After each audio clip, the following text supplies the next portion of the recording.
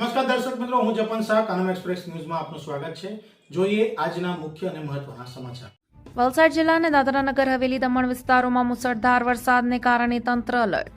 વાપી, કપરાડા, નાનાપોડા, ઉમરગામ અને ખાનવેલ દૂધની સેલવાસ વિસ્તારમાં ધોધમાર વરસાદને કારણે તંત્ર એલર્ટ।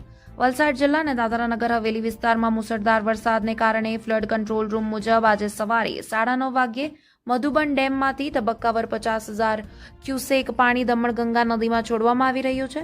શા માટે છે આ એલર્ટ? ઉપરવાસમાં ભારે વરસાદ પડી રહ્યો છે। ડેમમાં પાણીની આવક વધી છે। હાલ ડેમનું લેવલ 70.65 મીટરથી વધુ છે।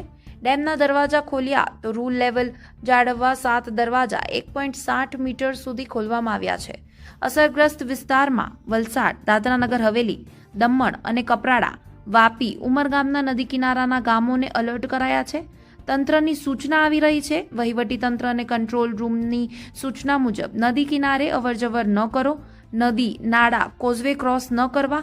પાણીનો પ્રવાહ અચાનક વધી શકે છે। કપડાં ધોવા, નહાવા, માછીમારી કરવા જવું નહીં। સેલ્ફી લેવા કે ફોટા પાડવા નદી પાસે ન જવું। નીચાણવાળા વિસ્તારના લોકો સાવચેત રહે। સરપંચો માટે પણ ગામમાં માઇક દ્વારા જાહેરાત કરવામાં આવી રહી છે।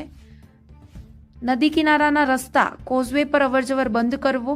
લોકોને સેલ્ફી, માછીમારી માટે રોકવા ખાસ તાકેદારી રાખો। કોઈ ઇમરજન્સી હોય તો તાત્કાલિક તાલુકા કંટ્રોલ રૂમનો સંપર્ક કરવો, એવી સૂચનાઓ સરપંચોને આપવામાં આવી છે અને સરપંચ દ્વારા ગામમાં ફેલાવવામાં આવી રહી છે।